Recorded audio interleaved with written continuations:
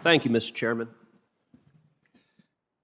For 8 years under Barack Obama, the Department of Justice was politicized and weaponized.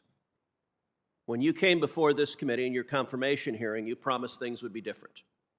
I asked you specifically, quote, will you commit to this committee that under your leadership, the Department of Justice will not target the political opponents of this administration? Here was your answer, quote, absolutely. It's totally inappropriate for the department to target any individual because of their politics or their position in a campaign. That was your promise just a few months ago. I'm sorry to say you have broken that promise. There is a difference between law and politics. And General Garland, you know the difference between law and politics. Law is based on facts. It is impartial. It is not used as a tool of political retribution. This memo was not law. This memo was politics. On Wednesday, September 29th, the National School Board Association wrote a letter to the president asking the president to use the Department of Justice to target parents that were upset at critical race theory, that were upset at mask mandates in schools, to target them as domestic terrorists.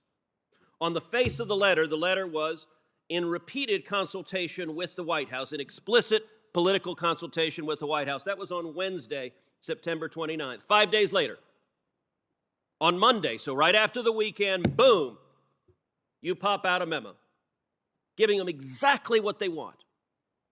Now, by the way, I understand that. In politics, that happens all the time. An important special interest wants something. Sir, yes, sir. We're going to listen to them. Let me ask you something, General Garland. In the letter, which you told the House of Representatives was the basis for this abusive memo targeting parents, how many incidents are cited in that memo?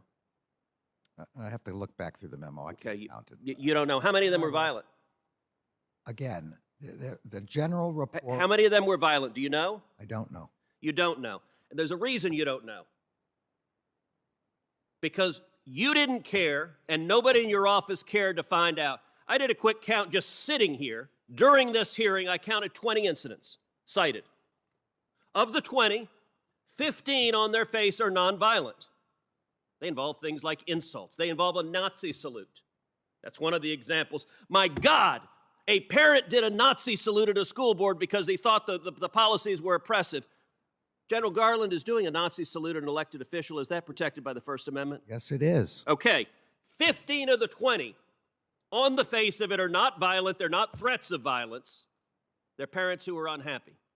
Yet, miraculously, when you write a memo, the opening line of your memo, in recent months, there has been a disturbing spike in harassment, intimidation, and threats of violence. You know what?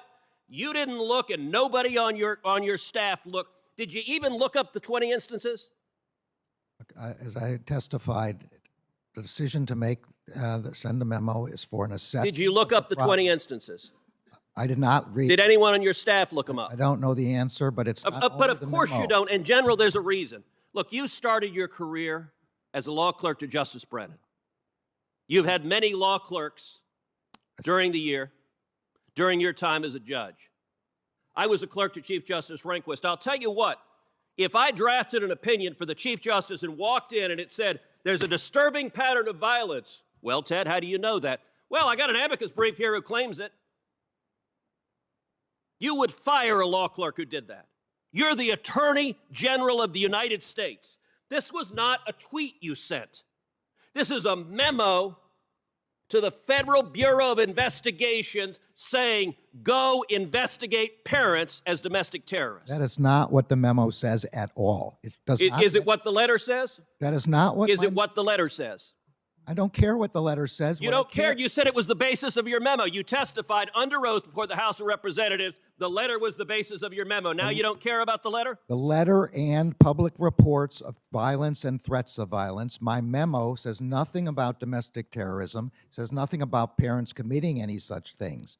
My memo is an attempt to get an assessment of whether there is a problem out there that the federal government needs to resolve. The letter on its face says the actions of the parents could be the equivalent to a form of domestic terrorism. And that is wrong. And asks the president to use the Patriot Act in regards to domestic terrorism And directed at parents. And This was the basis of your memo. my memo. The Department of Justice, when you're directing the FBI to engage in law enforcement, you're not behaving as a political operative because a political ally of the president says, hey, go attack these parents because we don't like what they're saying. Department of Justice, you did no independent research on what was happening, did you? The memo has nothing to do with partisan. Did you do independent research? The memo has. Did you do independent research? The memo has nothing to do. Okay, you're with not partisan answering that politics. You've testified you know nothing about the violent sexual assault that happened in Loudoun County, even though it's one of the bases in this letter. I read about it since then. Okay, you told the House last week you knew nothing about it. Not know at the time. No. Okay, this week, the court concluded that a 14-year-old girl was violently raped by a boy wearing a skirt in the girls' restroom. The school district covered it up, released the boy, sent him to another school where he violently raped another girl.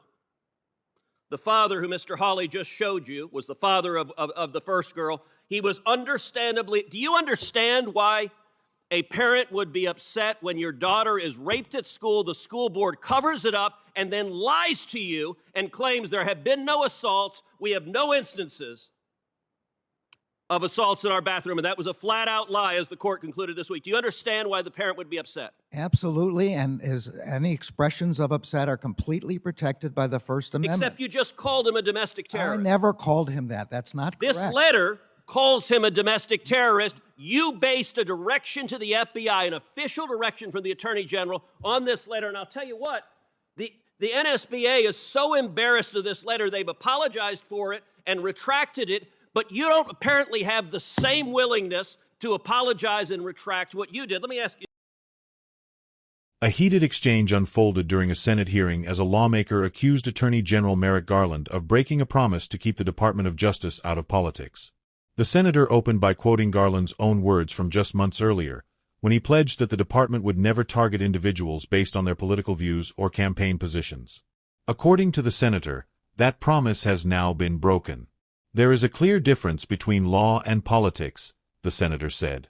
Law is impartial. It's based on facts. It is never meant to be used as a tool of political retaliation. The senator then turned to a controversial Justice Department memo, arguing it was driven by politics rather than law. He pointed to a September 29 letter sent by the National School Boards Association to the White House, asking the federal government to intervene against parents protesting school policies such as critical race theory and COVID mandates.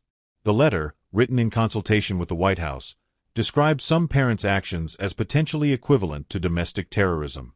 Just 5 days later, the Department of Justice issued a memo directing federal authorities to assess threats against school officials. The senator argued the timing was no coincidence. In politics, special interest groups often get what they want, he said. But the Department of Justice is not supposed to operate that way. Pressing Attorney General Garland, the senator asked how many incidents cited in the School Boards Association letter were actually violent. Garland said he did not know and acknowledged he had not reviewed them personally. The senator said he reviewed the letter during the hearing and counted 20 incidents. According to him, 15 of those incidents were nonviolent. Examples included insults and symbolic gestures such as a Nazi salute. He emphasized that even offensive speech is protected under the First Amendment. Despite that, the Justice Department memo opened by claiming there had been a disturbing spike in harassment, intimidation, and threats of violence. The senator accused Garland and his staff of failing to verify the facts before issuing guidance to the FBI. This wasn't a tweet, he said. This was a formal directive from the Attorney General of the United States. Garland pushed back, stating that the memo did not label parents as domestic terrorists and was intended only to assess whether a problem existed. But the senator responded by pointing out that Garland had previously testified under oath that the School Boards Association letter was the basis for the memo, a letter that explicitly referenced domestic terrorism and even suggested use of the Patriot Act. The exchange grew more emotional when the senator raised the case of a violent sexual assault in Loudoun County, Virginia, an incident referenced in the letter but one Garland previously said he was unaware of at the time. According to court findings, a 14-year-old girl was raped in a school bathroom. The school district allegedly covered it up, transferred the accused student, and a second assault later occurred at another school. The senator asked Garland directly whether he could understand why parents would be outraged. Garland responded that he did understand and agreed that expressions of anger are protected under the First Amendment. But the senator shot back, accusing the department of acting on a letter that labeled such parents as domestic terrorists. He noted that the National School Boards Association later apologized for and retracted the letter, but said the Justice Department has not shown the same willingness to acknowledge error. The exchange ended with the senator calling for accountability, arguing that when the Department of Justice directs the FBI, it must act on verified facts, not political pressure.